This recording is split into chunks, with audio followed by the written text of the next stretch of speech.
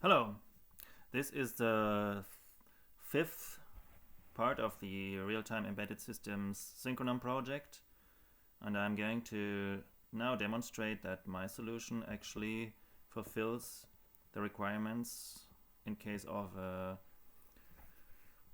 clock, of an external clock running at 1 Hertz. And the whole program is online on GitHub, as you can see, including documentation, and feel free to follow my progress there. My home lab situation looks like this.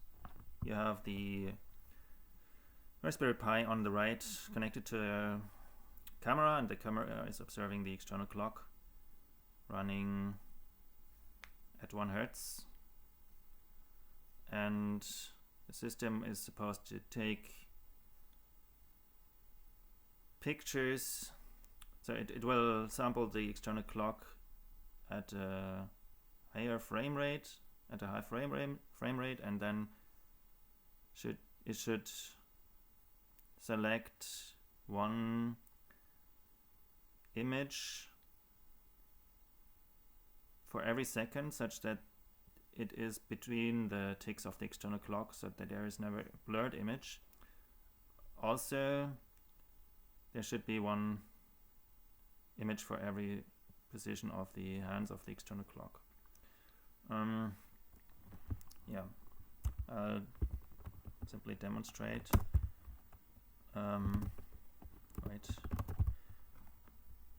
So first I should upload my program to the remote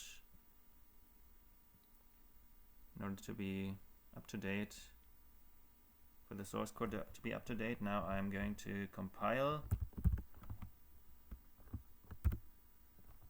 in release configuration, and now after that being done, I shall simply run the program. So the command line options state that we are going to acquire frames at 3 Hertz, 3 times a second, and the external clock is expected to run at 1 Hertz, so that's 1 times per second, and we're going to capture 181 frames. And if all goes right, if all works out well, then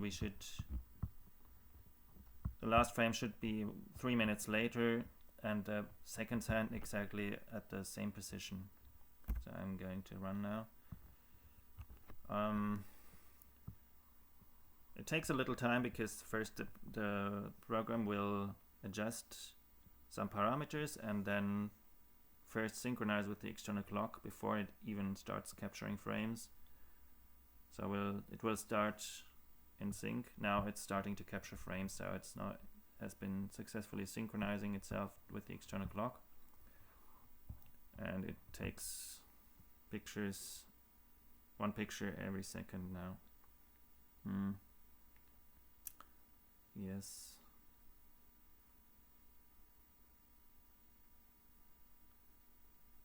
So the tick detection works by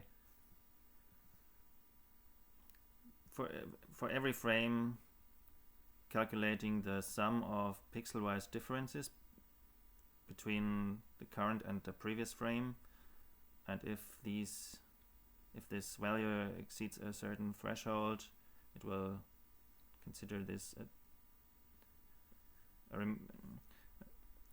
a noticeable change in the external image, and will detect we consider this a tick of the external clock, and it will use that information to synchronize the processing with the external clock.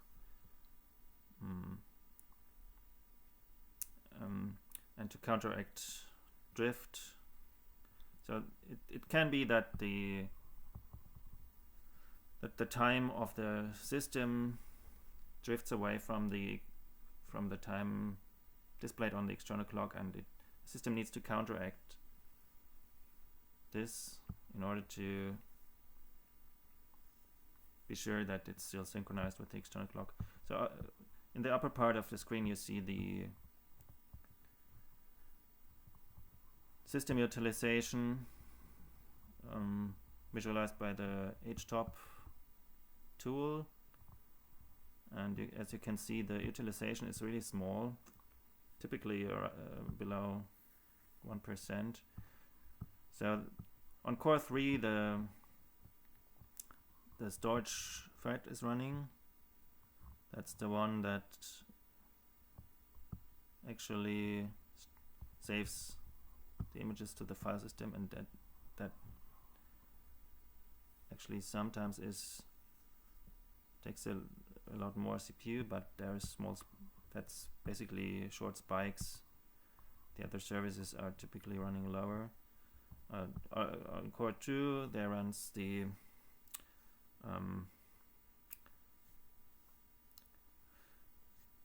tick selection and image conversion. So 2 services on core 2. On core 1 is the capture thread that simply acquires frames from the camera. So yeah, it's all pretty much in bounds. Okay, now we're done. I'm now going to observe the results. Let me maximize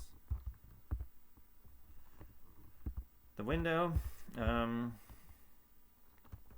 Okay, how am I going to do this? I have this, on this pane I have the file system of the external, so of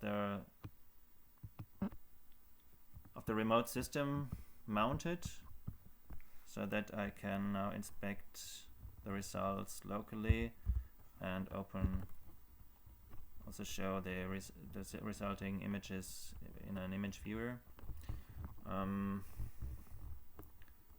So first, let's see that there's actually 181 frames being captured, and then I can open them in an image viewer.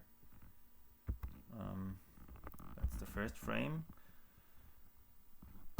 As you can see in the top left, and the last frame now, frame 181. Second sign at the same position, but the minute frame 3 minutes later. So that's as it should be. Now I'm now going to step through all the pictures. So we're start at position. So second sign on the 9. 1. No. So 1, 2, 3, 4, 5, 6, 7, 8, 9, 10. 1, 2, 3, 4, 5, 6, 7, 8, 9, 10. 1, 2, 3, 4, 5, 6, 7, 8, 9, 10. 1, 2, 3, 4, 5, 6, 7, 8, 9, 10. 1, 2, 3, 4, 5, 6, 7, 8, 9, 10. 1, 2, 3, 4, 5, 6, 7, 8, 9, 10. 1, 2, 3, 4, 5, 6, 7, 8, 9, 10. 1, 2, 3, 4, 5, 6, 7, 8, 9, 10. 1, 2, 3, 4, 5, 6, 7, 8, 9, 10. 1, 2, 3, 4, 5, 6, 7, 8, 9, 10. 1, 2, 3, 4, 5, 6, 7, 8, 9, 10.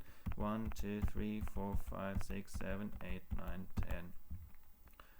So that's 2 minutes now. 1, 2, 3, 4, 5, 6, 7, 8, 9, 10. 1, 2, 3, 4, 5, 6, 7, 8, 9, 10. 1, 2, 3, 4, 5, 6, 7, 8, 9, 10. 1, 2, 3, 4, 5, 6, 7, 8, 9, 10. 1, 2, 3, 4, 5, 6, 7, 8, 9, 10. 1, 2, 3, 4, 5, 6, 7, 8, 9, 10. So as you can see, none of the images are blurred. One image for every position of the hands of the external clock. Yeah, that's it. Thank you.